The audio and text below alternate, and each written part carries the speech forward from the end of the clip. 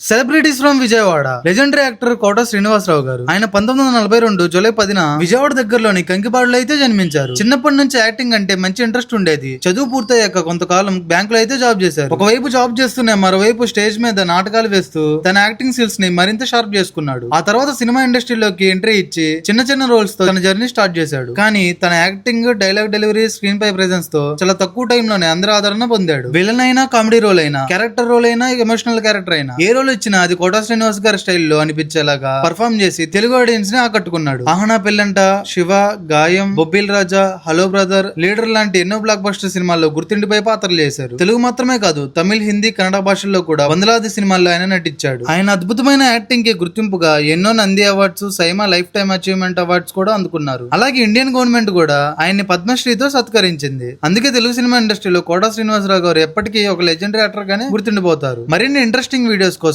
నమస్తే విజయవాడ పేజీని ఫాలో చేయండి.